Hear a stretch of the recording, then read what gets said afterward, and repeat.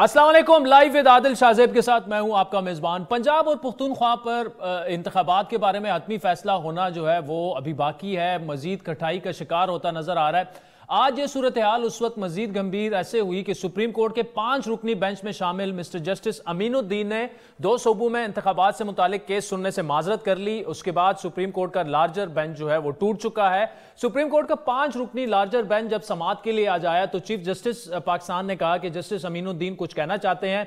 Justice Aminuddin ने कहा कि जस्टिस काजी फायज ईसा के फैसले के तनाजुर में मैं केस सुनने से माजरत करता हूं। उन्होंने जब ये बात की उसके बाद बेंच जो है वो कोर्ट रूम से चला गया, वो टूट चुका है। जस्टिस अमीनुद्दीन की जानिब से माजरत करने के बाद अदालत का लार्जर बेंच जो है अब तहलील होने के बाद नया बेंच तश्कील दिया जाएगा।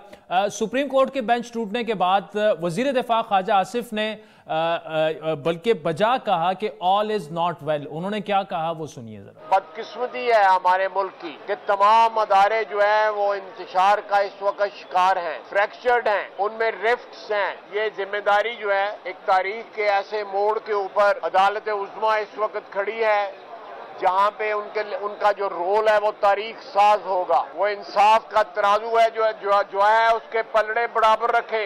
इस वक्त पिछले 75 साल के बाद जो है आज मुल्क वहां पे खड़ा है कि इश्यूज का भरमार है।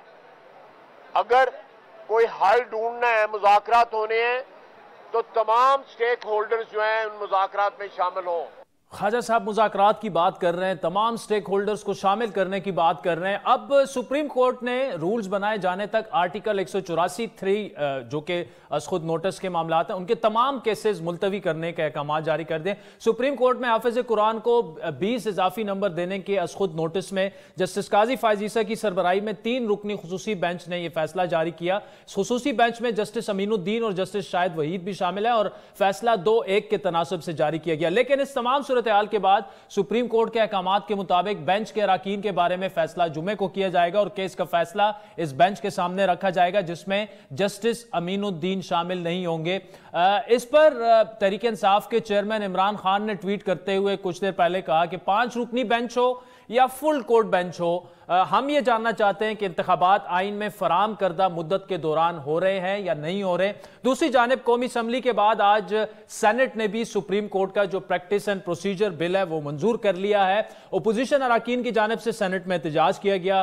उनके सेनेटर्स जो हैं वो चेयरमैन सेनेट की डायस तक पहुंच गए और अदलिया पर हमला नामंजूर के नारे भी लगाए। Supreme court practice and procedure नामी इस बिल के मुसवदे के मुताबिक चीफ जस्टिस का खुद नोटिस का इख्तियार महदूद होगा। बिल के तहत अब खुद नोटिस और बेंचेस की तश्कील जो है वो इसका फैसला एक कमेटी करेगी जिसमें चीफ जस्टिस और 2 सीनियर तरीन जस्टिस शामिल होंगे। इससे पहले यह इख्तियार सुप्रीम कोर्ट के चीफ जस्टिस के पास हुआ करता था। यह बिल एक ऐसे वक्त में सामने आया जब मुल्क में सियासी तनाव खत्म करने के लिए तमाम निगाहें सुप्रीम कोर्ट की जानिब है, लेकिन मुल्क की सबसे बड़ी अदालत के अंदर मुअज़्ज़िज़ जज साहिबान के इख्तिलाफात जो हैं, उनकी इख्तिलाफ राय जो है वो अब खुल के सामने आ चुकी है। इसकी एक मिसाल इलेक्शन इल्तिबा केस में अदालती बेंच में शामिल जजेस की जानिब से इख्तिलाफ था और यही वजह है कि इस बिल की टाइमिंग पर भी सवालात उठाए जा रहे हैं। गुज़श्ता रोज सदर मुमलिकत आरिफ अलवी ने जियो न्यूज़ के प्रोग्राम में जो बात की वो आपके सामने रहा। मुझे ख्याल आता है कि टाइमिंग बेहतर हो सकती थी, या तो पहले हो जाता या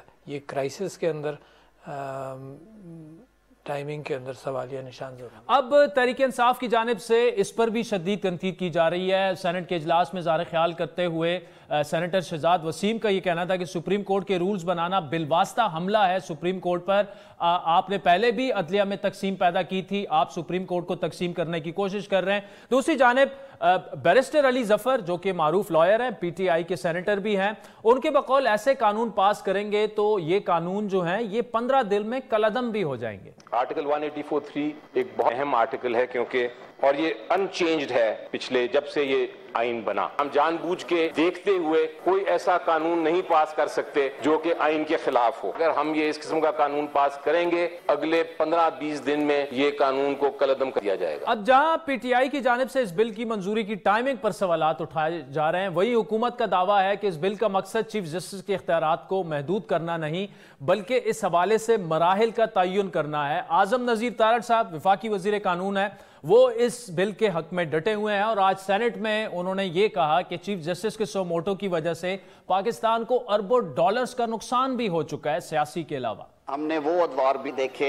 جب آئین کے آرٹیکل 184(3) کا بے دریغ استعمال ہوا، بات بات پہ ایگزیکٹو کو کٹہرے میں کھڑا کیا گیا۔ سو موٹو کے بے دریغ استعمال نے ہمیں اربوں روپے کے میں عرض کروں گا بلکہ اربوں ڈالرز کے نقصانات بھی اس ریاست نے اٹھائے۔ آپ کو یہ بھی یاد دلاتے چلیں کہ نئی قانون سازی کے تحت نواز شریف صاحب کو از خود نوٹس پر ملی سزا پر اپیل کا حق بھی مل چکا ہے، جبکہ سابق وزیر اعظم یوسف رضا گیلانی، جہانگیر ترین اور دیگر فریقین بھی اب اپنی سزاؤں کے خلاف اپیل کر سکیں گے۔ دوسری جانب آج وزیر اعظم شہباز شریف نے سپریم کورٹ کے سینئر جو چیف جسٹس کے بعد سینئر ترین جج ہیں مسٹر جسٹس قاضی فائز عیسیٰ کے خلاف کیوریٹو ریفرنس واپس لینے کے احکامات بھی جاری کر دیے ہیں۔ شہباز شریف صاحب کے بقول ریفرنس کے نام پر جسٹس قاضی فائز عیسیٰ اور ان کے اہل خانہ کو ہراساں کیا گیا، بدنام کیا گیا۔ جسٹس قاضی فائز عیسیٰ کے خلاف ریفرنس کوئی ریفرنس نہیں تھا، یہ ایک منصف مزاج جج کے خلاف منتقم مزاج عمران نیازی کی انتقامی کارروائی تھی۔ یہ عدلیہ کی آزادی پر شب خون مارنا تھا اور اسے تقسیم کرنے کی مذموم سازش تھی، لیکن وزیر اعظم شہباز شریف کا یہ فیصلہ اسے دیر آیت درست آیت تو قرار دیا جا سکتا ہے، لیکن ایک دفعہ پھر تحریک انصاف اس کی ٹائمنگ پر سوالات اٹھا رہی ہے کہ اب جب کہ عدلیہ کی تقسیم واضح ہو چکی ہے، بڑے اہم فیصلے ہونے ہیں، تو ایسے میں یہ فیصلہ جو تھا یا تو پہلے کر دیا جانا چاہیے تھا یا انتظار کیا جانا چاہیے تھا۔ ان تمام معاملات پر گفتگو کریں گے۔ ہمیں جوائن کیا ہے پاکستان مسلم لیگ نون کے سینئر رہنما وزیر داخلہ جناب رانا ثناء اللہ صاحب نے۔ رانا صاحب بہت شکریہ۔ پہلے تو سر جو علی ظفر صاحب یہ کہہ رہے ہیں بل وغیرہ تو منظور ہو گئے ہیں، لیکن وہ یہ کہہ رہے ہیں کہ یہ سٹرائک ڈاؤن ہو جائے گا within couple of weeks۔ تو اگر 184(3) کا جو بھی امینڈمنٹس ہو گئی ہیں از خود نوٹس پہ قومی اسمبلی سے منظور ہو گئی ہیں، سینٹ سے منظور ہو گئی ہے، لیکن پھر بھی اگر یہ معاملہ عدالت کے پاس جاتا ہے اور وہاں پر سٹرائک ڈاؤن ہو جاتا ہے تو پھر کیا یہ سٹرائک ڈاؤن جو ہے وہ کسی قیمت پہ نہیں ہو سکتا اور یہ نہیں ہوگا۔ یہ ان کا وہ خواب ہے جو کبھی شرمندہ تعبیر نہیں ہوگا۔ پارلیمنٹ میں اپنی جورسڈکشن میں، اپنے اختیار میں، اپنے آئینی ڈومین میں رہتے ہوئے جو ہے وہ قانون بنایا ہے جس کا آئین اسے جو ہے وہ اختیار دیتا ہے۔ تو عدالت عظمیٰ جو ہے وہ آئین کی تشریح تو کر سکتی ہے، وہ آئین بنانے کے یا قانون بنانے کے پارلیمنٹ کے حق کو جو ہے وہ کسی طور پہ جو ہے وہ اس کے اوپر قدغن نہیں لگا سکتی۔ تو یہ بڑا ہی ایک فیئر لا ہے اور یہ وقت کا تقاضا ہے اور یہ ایسا لا ہے کہ جس کی برسوں سے جو ہے وہ ڈیمانڈ ہو رہی تھی، اور اس جو آرٹیکل 184(3) ہے جس کے تحت سو موٹو نوٹس لیا جاتا رہا ہے، اس نے عدلیہ کو جو ہے وہ نہ صرف بدنام کیا بلکہ عدلیہ میں جو ہے وہ یہ جو اس وقت صورتحال ہے اس کا پیش خیمہ بھی یہی چیز ہے۔ یہ لا بہت پہلے بن جانا چاہیے تھا۔ اب تو کہا جا سکتا ہے کہ دیر آئد درست آئد، لیکن پھر بھی یہ لا جو ہے یہ بہت پہلے بننا چاہیے تھا۔ یہ وقت کی ضرورت ہے، اس لیے کسی قیمت پہ یہ کالعدم نہیں ہوگا۔ ران صاحب پہلے بن جانا چاہیے تھا۔ آپ نے یہ بھی فرمایا کہ ٹھیک ہے معزز عدالتیں جو ہیں وہ آئین کی تشریح تو کر سکتی ہیں، آئین میں امینڈمنٹ نہیں کر سکتی، لیکن جو پنجاب اسمبلی میں عدم اعتماد اور پورا معاملہ تھا اس میں جس طرح کے فیصلے آئے اس پر بھی ایک بڑی تنقید یہ ہوئی کہ یہ تشریح نہیں ہے بلکہ آئین کو ری رائٹ کرنے کی کوشش کی گئی۔ کل بلاول بھٹو نے بھی قومی اسمبلی کی اسپیچ میں یہی ریفرنس دیا، تو اس کے کیا ابھی بھی آپ کو کچھ خدشات ہیں کہ ایسا بھی ہو سکتا ہے، ایسے فیصلے بھی آ سکتے ہیں؟ ہمارے سامنے نظیر اس کی موجود بھی ہے، اور دوسرا یہ ہے کہ اب تو ایک بالکل ایک کلیئر ڈیوائیڈ ہو چکی ہے۔ اور دیکھیں ران صاحب پورا جو معاملہ ہے از خود نوٹس 184(3) کے ہی گرد گھوم رہا ہے، چاہے وہ انتخابات ہوں، نواز شریف صاحب کی نااہلی کی خاتمہ ہو، تو یہ قانونی جنگ سے زیادہ ایک سیاسی جنگ بھی تو ہے، یہ بھی ذہن نشین کرنا ہوگا۔ سیاسی جنگ میں اگر عدالت اپنے آپ کو انوالو کرے گی تو یہ بڑی بدقسمتی ہوگی، اور اس کے جو ہے وہ بڑے ہی جو ہے وہ پھر ڈیمیجنگ جو ہے وہ کانسیکوینسز ہوں گے۔ دراصل یہ جو فتنہ ہے اس ملک میں، اور اس فتنے نے پچھلے 10 سال، یہ فتنہ جو ہے یہ کوئی آج یا کل کی بات نہیں ہے، یہ فتنہ جو ہے اس نے 2014 کے دھرنے سے اپنے اس ڈرٹی ایجنڈے کے اوپر کام شروع کیا، اور اس فتنے نے ہر روز اس کے اوپر کام کیا، اور اب آہستہ آہستہ یہ فتنہ جو ہے یہ اس نہج کو پہنچ چکا ہے کہ اس نے اس ملک کے ہر ادارے میں، اس نے اس ملک کے ہر سیگمنٹ آف سوسائٹی میں جو ہے وہ افراتفری اور فساد اور انارکی کو جو ہے وہ جنم دے دیا ہے۔ یہ جو عدلیہ کے اندر جو تقسیم ہے یا وہاں پہ جو گروپنگ نظر آ رہی ہے وہ بھی اس فتنے کا ہی کیا درا ہے۔ یہ فتنہ جو ہے یہ اگر وزیر اعظم کے طور پہ جو ہے یہ ریفرنس فائل نہ کرتا قاضی فیض عیسیٰ کے خلاف تو شاید آج اس معزز محترم ادارے میں یہ صورتحال نہ ہوتی۔ اس فتنے نے جو ہے وہ اسٹیبلشمنٹ کے جو ہے وہ ایک ٹاپ عہدے کی تعیناتی کے اوپر بھی اس نے جو تماشا کیا، جو فتنہ گری کی، وہ بھی آپ کے سامنے ہے۔ اب تو معاملہ یہ ہے کہ قوم اس فتنے کا ادراک کرے، اس کی شناخت کرے اور اس فتنے کو جو ہے وہ ختم کرے۔ اس فتنے کا وجود جو ہے وہ پاکستان کی سیاست سے، سیاسی وجود جو ہے اسے مائنس ہونا چاہیے، ورنہ یہ اس ملک اور قوم کو کسی حادثے سے دوچار کرے گا۔ یہ فتنے نے 10 سال میں جو ہے وہ ہر سیگمنٹ آف سوسائٹی، یعنی اس نے گھر سے لے کے سپریم کورٹ تک، سپریم کورٹ سے لے کے اسٹیبلشمنٹ تک یہ ایسا فتنہ ہے کہ اس نے ماؤں کو کہا کہ جو چھوٹے بچے پریپ کے جو بچے ہیں جب وہ اسکول جائیں تو بچوں سے کہیں کہ وہ مخالف فریق یا جماعت کے بچوں کو چور کہا کریں، ڈاکو کہا کریں۔ اس نے اپنے لوگوں کو کہا کہ جب وہ کہیں سفر کر رہے ہوں یا کہیں آ جا رہے ہوں تو ان کو کوئی ایسا بندہ نظر آ جائے جو ان کی پارٹی سے نہیں ہے، اس کو گالیاں دیں، اس کو ڈاکو کہیں، اس کو چور کہیں۔ یہ ایسا بدبخت فتنہ ہے اور اس فتنے کے ساتھ کچھ لوگ گمراہی کا شکار ہیں۔ ان لوگوں کی اصلاح ہونی چاہیے اور اس فتنے کا وجود جو ہے اس کا خاتمہ ہونا چاہیے۔ یہ رانا صاحب یہ جو آپ کہہ رہے ہیں وجود کا خاتمہ ہونا چاہیے، اس سے پہلے آپ کی ایک سٹیٹمنٹ آئی انٹرویو میں، اسے انٹرنیشنلی بڑا کنڈیم کیا گیا کہ جی یا ہم رہیں گے یا عمران خان رہے گا۔ اب بھی آپ یہی کہہ رہے ہیں کہ اس کا وجود جو ہے اسے ختم ہونا چاہیے۔ اب وجود تو سیاسی وجود کے بارے میں آپ بات کر سکتے ہیں کہ وہ ختم ہونا چاہیے، اور اس کا بھی حل جو ہے وہ صرف الیکشنز ہیں، عوام ہی کسی کا سیاسی وجود ختم کر سکتے ہیں۔ تو بطور انٹیریئر منسٹر اگر آپ یہ بات کریں گے تو اس پر اعتراض بھی اٹھیں گے، کیونکہ یہ اس سے تو رانا صاحب انارکی کی سچویشن پیدا ہوگی۔ آپ یہ باتیں کر رہے ہیں، وہ وہاں سے وہ باتیں کر رہے ہیں، تو پاکستان کس طرف جائے گا؟ نہیں، پاکستان کس طرف جائے گا؟ انہوں نے تو اس نہج پہ لا کے پاکستان کو کھڑا کر دیا ہے۔ پاکستان کی پہلے 4.25 سال میں انہوں نے اکانومی تباہ کی، معاشرتی روایات کو تباہ کیا، عزت اور احترام کا جو ہمارے ایک روایت تھی اس کو تباہ کیا، اور اس کے بعد ہماری سیاسی روایات کو جو ہے وہ تباہ کیا۔ معاملہ یہ ہے کہ میں جو کہہ رہا ہوں، میں تو اس فتنے کے وجود کو اور سیاسی وجود کو کہہ رہا ہوں نا کہ اس کو جو ہے وہ ختم کیا جائے، اور میں ساتھ یہ بھی کہہ رہا ہوں کہ ووٹ کی طاقت سے اس کو جو ہے وہ اس ملک کی سیاست سے جو ہے وہ مائنس کیا جائے۔ اس کے اوپر کسی کو کیا اعتراض ہو سکتا ہے جی؟ معاملہ یہ ہے کہ جب ایک سیاستدان بات کرتا ہے، نہیں، جب سیاستدان ایک بات کرتا ہے تو وہ پھر سیاسی بات ہی کرتا ہے نا۔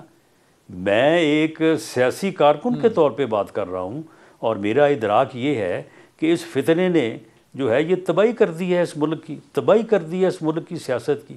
اس کا سیاسی وجود جو ہے یہ اس ملک کے وجود سے جو ہے وہ ہم آہنگ ہے ہی نہیں، یہ چل ہی نہیں سکتا۔ آپ مجھے بتائیں کہ جو آدمی خود کو سیاستدان بھی کہے اور یہ کہے کہ میں اپنے سیاسی مخالفین کے ساتھ بیٹھوں تو بہتر ہے کہ میں بیٹھنے سے پہلے مر جاؤں۔ آپ مجھے بتائیں کہ ایسے فتنے کا کیا علاج ہے؟ آپ مجھے بتائیں کہ یہ جو اگر میں یہ بات کر رہا ہوں تو اس بات کو دوسری طرف سمجھنے اور غلط فہمی کا شکار ہو کے اس سے یہ نتیجہ اخذ کرنے کہ شاید میں کوئی دوسری بات کر رہا ہوں، اس کی وجہ کون ہے؟ اس کی وجہ بھی یہی فتنہ ہے۔ یہ ایک ایسا فتنہ ہے کہ ہر برائی جو ہے اس پہ جا کے ختم ہوتی ہے، اسی سے شروع ہوتی ہے۔ اس کی وجہ کہ یہ ہر روز ہمارے اوپر قتل کا الزام لگا دیتا ہے، ہر روز جو ہے وہ کوئی نہ کوئی کہانی گھڑتا ہے، اور اس کے بعد اس کا الزام یہ لگاتا ہے کہ ہم اس کو قتل کرنا چاہتے ہیں، جبکہ ہم اس کو کیوں قتل کرنا چاہیں گے؟ ہمارا اس بات سے کیا تعلق ہے؟ ٹھیک ہے، ایک طرف جی ٹھیک ہے. دیکھیں ایک طرف آپ کی یہ سٹیٹمنٹ ہے جو اب آپ کلیریفائی کر رہے ہیں کہ میری اس کانٹیکس کو سیاسی پیرائی میں دیکھا جائے, لیکن رانا صاحب پھر شاید الفاظ کا چناؤ آپ کا جو ہے وہ بہتر ہو سکتا تھا. جس طرح آپ ادھر کہہ رہے ہیں کہ جی میں سیاسی وجود کی بات کر رہا ہوں اور الیکشن میں عوام ہی اس کو ووٹ کے ذریعے ان کا سیاسی وجود ختم کر سکتے ہیں, کیونکہ آپ کا وہ انٹرویو جو تھا وہ لٹرلی ایسے لگ رہا تھا کہ آپ کہہ رہے ہیں کہ ہم ایلیمینیٹ کر دیں گے, اور دوسری جانب وہ کہہ رہا ہے کہ رانا ثناءاللہ مجھے قتل کرنے کی سازش کر رہا ہے. تو وہ لوگوں نے پھر اس کو اسی پہ رائے میں لیا کہ آپ کہہ رہے ہیں اس کو ختم کر دیں گے ہم, یا ہم خود رہیں گے یا وہ رہیں گے, اور عمران خان صاحب کہہ رہے ہیں کہ رانا ثناءاللہ صاحب جو ہے مجھے ختم کرنے کی سازش کر رہے ہیں. اس کانٹیکس میں اس لیے اس کو غلط فہمی نہیں, غلط فہمی لوگوں کو اس لیے نہیں ہوئی, میں آپ بات کر رہے ہیں غلط فہمی لوگوں کو اس لیے ہوئی کہ یہ روز ہمارے اوپر قتل کا الزام لگاتا ہے.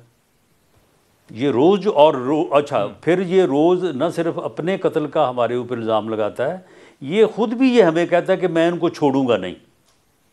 اس نے خود بھی ہمارے خلاف جو ہے وہ کیپٹل پنشمنٹ سزائے موت کے جھوٹے کیسز بنائے, خود بیٹھ کے بنائے, خود اس نے کاراگری کی. یہ خود جو ہے وہ اپوزیشن کے صفایا کرنے, ہمیں جو ہے وہ عدالتوں سے موت کی سزائیں دلانے کے لیے یہ پوری اس نے پیش بندی کی ہوئی تھی. تو یہ خود جب ہر وقت روز نئی قتل کی سازش, کبھی کہتا ہے جی 5 کردار ہیں وہ مجھے قتل کر دیں گے, میں نے ان کے نام لے کے جو ہے وہ میں نے ایک ٹیپ ایک ویڈیو یا اپنا آڈیو جو ہے بنا کے میں نے رکھ دیا ہے, وہ میں نے محفوظ کر دیا. کبھی کہتا ہے میں نے اسے باہر ملک بھیج دیا ہے. اچھا کبھی وزیر آباد کا واقعہ ہوتا ہے تو ہم 3 لوگوں کے نام لیتا ہے, کہتا ہے کہ جی یہ مجھے جو ہے وہ قتل کرنا چاہیں گے. اچھا اس کے بعد پھر کہتا ہے کہ جی اب پولیس کے 5 آدمی تیار ہو گئے ہیں, وہ ہمارے اندر آ کے وہ پولیس کو قتل کریں گے, پھر پولیس ہمیں قتل کرے گی, یہ انہوں نے گینگ بنا دیے. یعنی ہر وقت جو ہے وہ قتل قتل قتل کرتا ہے. تو اس لیے پھر لوگوں کو غلط فہمی ہوئی ہے. وہ غلط فہمی اسی کی وجہ سے ہوئی ہے. یہ ایسا فتنہ ہے کہ ہر برائی اسی سے جنم لیتی ہے اور اسی پہ جا کے ختم ہوتی ہے. رانا صاحب اگر وہ بار بار ان خدشات کا اظہار کر رہے ہیں, الزامات پہ نہیں جاتے وہ کن پر الزامات لگا رہے ہیں, لیکن وہ سابق وزیر اعظم ہیں, ان کا ایک کمپلینٹ ان کی یہ بھی ہے کہ مجھے سیکیورٹی بھی اس طرح کی پرووائڈ نہیں کی جا رہی. تو لیٹس اسیوم کہ وہ جو کہہ رہے ہیں وہ ٹھیک ہے, تو سیکیورٹی انہیں فراہم کرنا یہ تو اسٹیٹ کا ہی کام ہے, یا ان کے جو خدشات ہیں ان کو بھی ایڈریس کیا جانا چاہیے, ان سے پوچھا جانا چاہیے کہ یار کیوں آپ کو لگتا ہے کہ آپ کو قتل کیا جا رہا ہے, آپ ہمیں ثبوت دیں.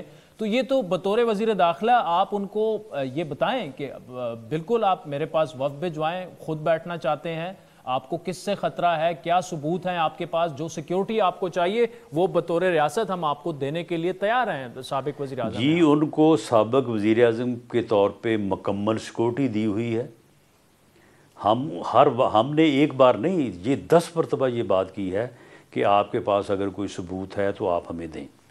ان کے جو لیفٹ رائٹ ہیں ان کو جو ہے وہ کہا ہے کہ جی آپ جو ہے وہ ثبوت دیں. ایک جو بہت بڑا پھکڑ ہے جو کہ ویسے تو خیر گیدڑ سے بھی زیادہ بزدل انسان ہے وہ, لیکن وہ بڑکیں بڑی لگاتا ہے. وہ اس کی آپ کو پتہ ہی ہوگا کہ آگ لگا دوں گا, زندہ جلا دوں گا.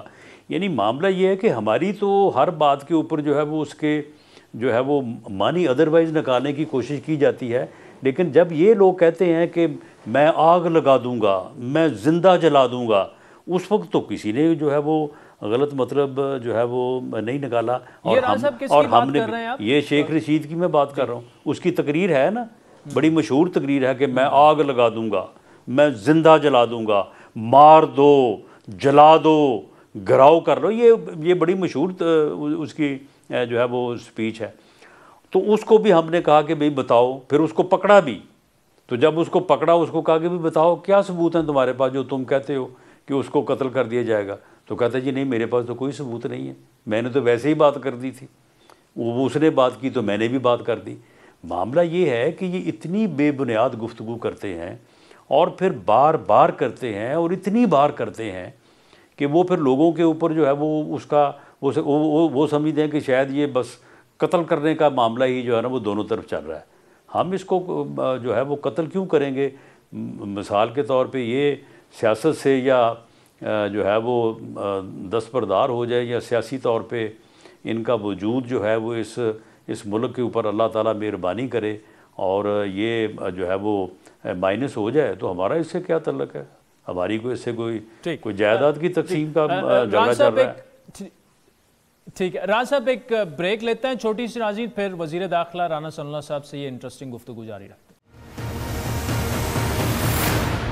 वेलकम बैक नाज़रीन, वज़ीर दाखिला राना सनाउल्लाह साहब हमारे साथ मौजूद हैं। राना साहब, अदलिया की जानिब वापस आते हैं। अब नया बेंच तश्कील होने के बाद जो भी फैसला आएगा इलेक्शंस के बारे में, क्या वो हुकूमत को काबिल कबूल होगा? अगर ये फैसला हो जाता है कि जी आपने हर हालत में अब इलेक्शंस करवाने हैं, हुकूमत उसके लिए तैयार होगी, अदरवाइज तो फिर तौहीन अदालत के ज़ुमरे में आएगा ये मामला?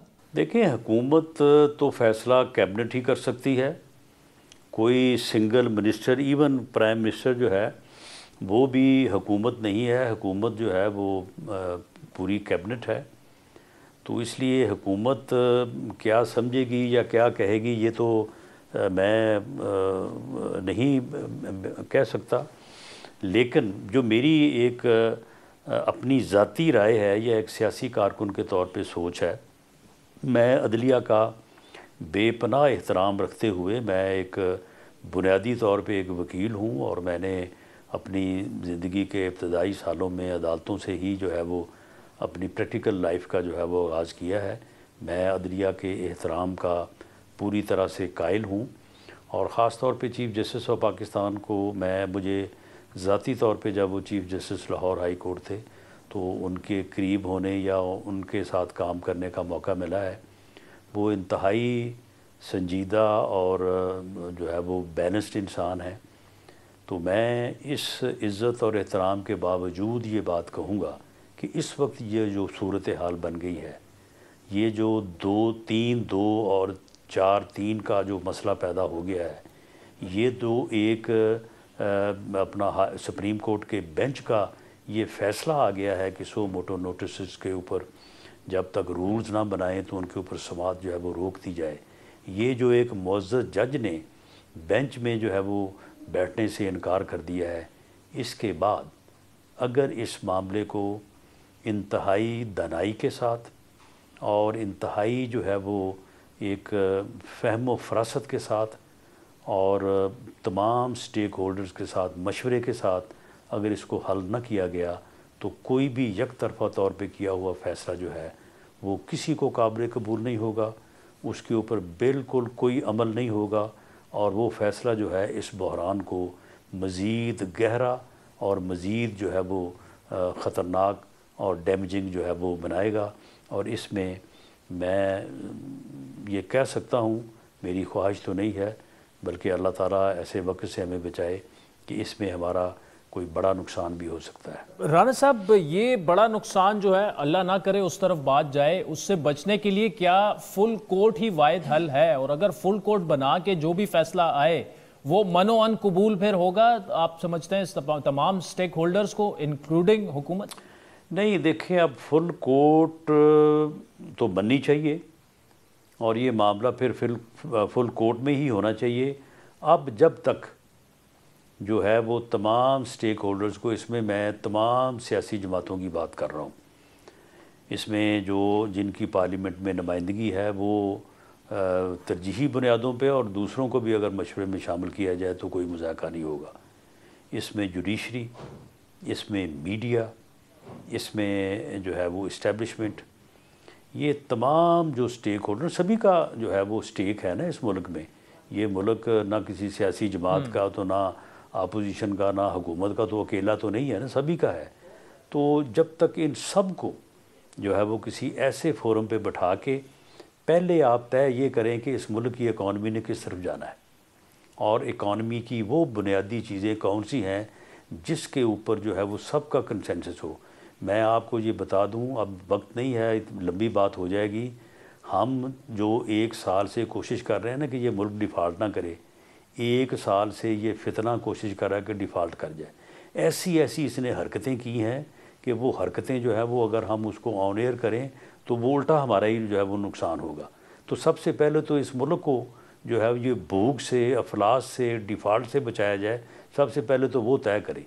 उसके बाद जो है इस मुल्क में एहतसाब का निज़ाम भी तय होना चाहिए।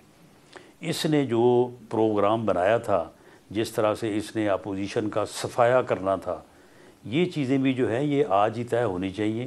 کل کو کوئی آئے اور اپنی مرضی کرے یہ بات بھی نہیں چل سکتی. اور اس کے بعد جو ہے پھر الیکشن ہوں, الیکشن فری ہوں, الیکشن فیئر ہوں, ان کے رزلٹ کو تسلیم کیا جائے.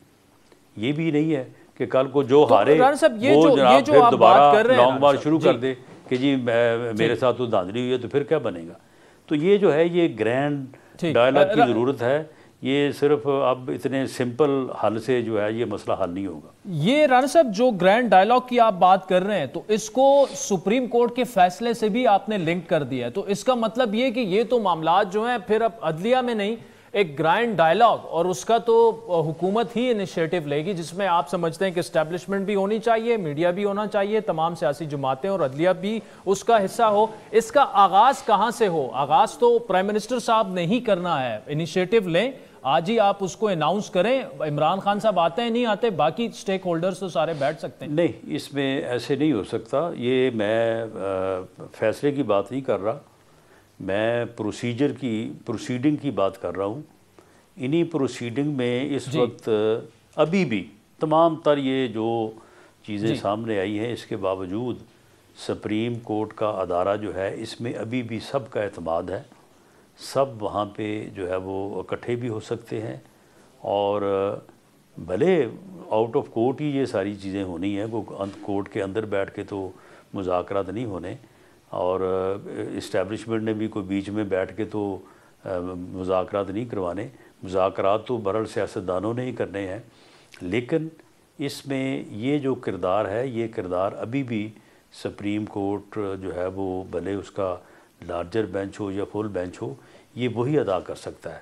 ہمارے درمیان بھلے وہ وزیر اعظم ہوں یا دوسری طرف سے عمران خان صاحب ہوں, عمران خان صاحب نے پچھلے 10 سال میں بڑی محنت کے ساتھ حالات کو اس نہج پہ پہنچا دیا ہے کہ ہم تو ایک دوسرے کی بات سننے کو تیار نہیں ہیں, تو بیٹھنے کو کہاں سے تیار ہوں گے.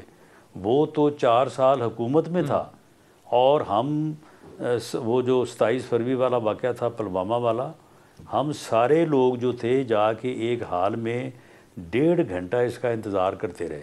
تو اس نے وہاں پہ اس وقت کے آرمی چیف کو کہا کہ میں ان چوروں سے جا کے ملوں, میں نہیں جاؤں گا اس کمرے میں. انہوں نے کہا جی چلیں آپ ملیں نا, آپ آگے بیٹھ جائیں, ہم نے بریفنگ دینی ہے. کہتا نہیں, میں وہاں پہ جاؤں گا تو میں تو ان کو دیکھنا ہی نہیں چاہتا, میرا اگر بس چلے تو میں تو ان کو ویسے ختم کر دوں. یہ سب سے بڑا مسئلہ جو ہے یہ ملک کا, کوئی اور مسئلہ نہیں ہے, صرف یہ مسئلہ ہے. ان کو اگر ختم کر دیا جائے تو سارے مسئلے حل ہو جائیں گے. تو اس بندے نے اس سیاسی طور پر رانا صاحب, ٹھیک ہے چلیں, نہیں میں یہی کہتا ہوں سیاسی طور پہ, یعنی اب دیکھیں نا سیاستدار نے سیاسی طور پہ ہی بات کرنی ہوتی ہے, لیکن اب ہر وقت یہ کہنا کہ سیاسی طور پہ وہ بھی کوئی بھلا معلوم نہیں ہوتا. لیکن جو میں بات کر رہا ہوں میں سیاست میں ہی بات کر رہا ہوں. تو اب اس کی جب یہ حالت ہے, اس کے ساتھ کون بیٹھے جی, کیسے بیٹھے جی. ایک دفعہ ہم بیٹھے تھے, وہ فیٹ اپ کے قوانین میں ہم نے ترامیم کرنی تھی, یہ ہمارے ساتھ بیٹھے, ہمارے ساتھ ساری چیزیں طے کی. اس کے بعد اس سے اجازت لینے گئے, واپس آ کے جو ہے وہ اپنا جو ہے وہ قریشی صاحب نے, شاہ محمود قریشی صاحب نے کہا رانا صاحب گلاں تے ساریاں طے ہو گئی سی, یہ ہن پاگل نہیں من رہا 280 کی کریے. انہیں تو سانوں دڑاتا, انہوں نے کہا دوڑ جاؤ, میں کوئی گل نہیں منتا. اچھا, یہ ویسے شاہ محمود صاحب پھر اس پہ اس سٹیٹمنٹ پہ بیک ٹریک بھی کر کے تھے رانا صاحب, میں نے بیک ٹریک کیسے کر کے انہیں لائے میرے ساتھ حل پہ بات کریں وہ.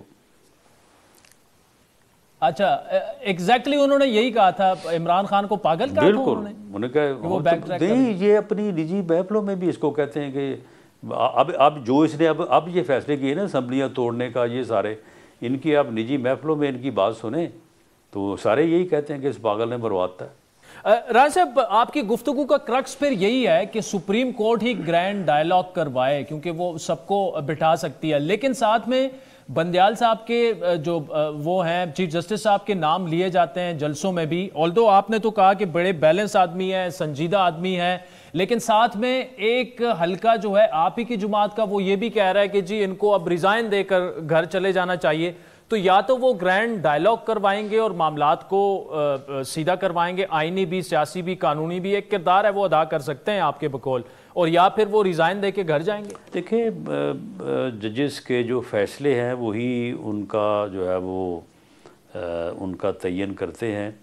دراصل بدقسمتی سے ایک فیصلہ جو ہے وہ ایک بینچ نے جس کی صدارت جو ہے وہ بندیال صاحب کر رہے تھے وہ ایسا کیا ہے کہ اس میں نہیں کہہ رہا یا پی ایم ایل این نہیں کہہ رہی، اس میں آلموسٹ تمام سینئر لوگ ایون جو سپریم کورٹ کے ریٹائرڈ ججز ہیں، چیف جسٹس صاحبان، وہ سب کہہ رہے ہیں کہ that amounts to rewrite the constitution.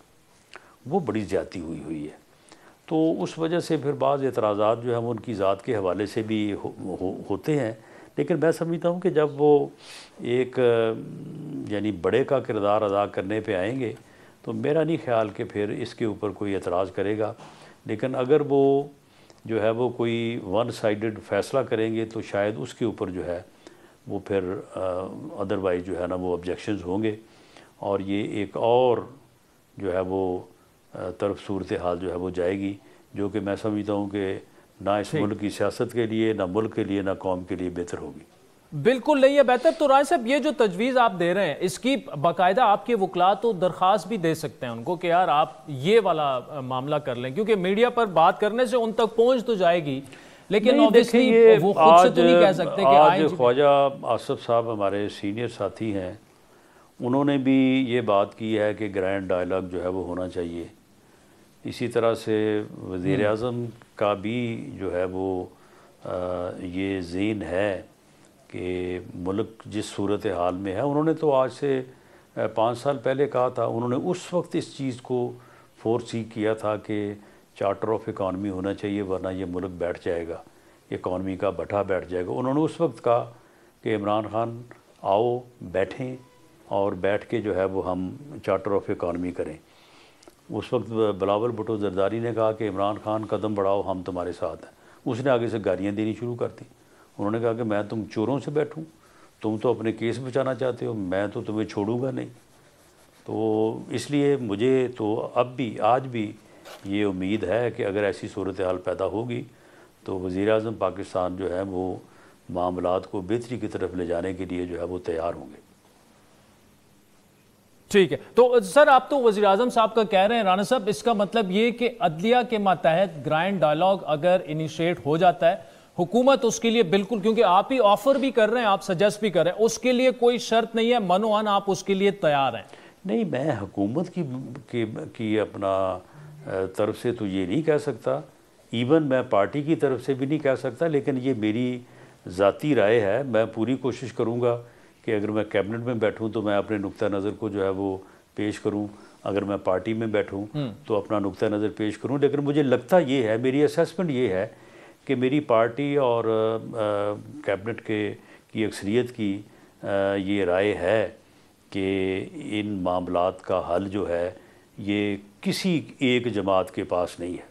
کوئی یہ کہے کہ جی ہم، کوئی اور کہے کہ وہ، کوئی اور آ جائے ہماری جگہ کے اوپر، اس کا حال 3 مہینے بعد ہم سے بھی برا ہوگا۔ تو کوئی ان حالات سے پاکستان کو نہیں نکال سکتا ما سوائے اس کے کہ یہ ایک جوائنٹ اور سبھی جو ہے وہ مل کے کم از کم جو ہے وہ اکانومی کے اوپر جو ہے وہ متفق ہوں، اور اس کے بعد پھر ٹھیک ہے الیکشن پہ متفق ہوں۔ الیکشن میں تو مقابلہ ہونا ہے نا، ایک جیتے گا ایک ہارے گا، لیکن رزلٹ کو سارے تسلیم کریں۔ اور رانا صاحب یہ، لیکن آپ یہ کہہ رہے ہیں کہ عدلیہ اس کے لیے کردار ادا کر سکتی ہے؟ دیکھیں عدلیہ کے علاوہ تو پھر اور تو کوئی کردار ادا ہی نہیں کر سکتا۔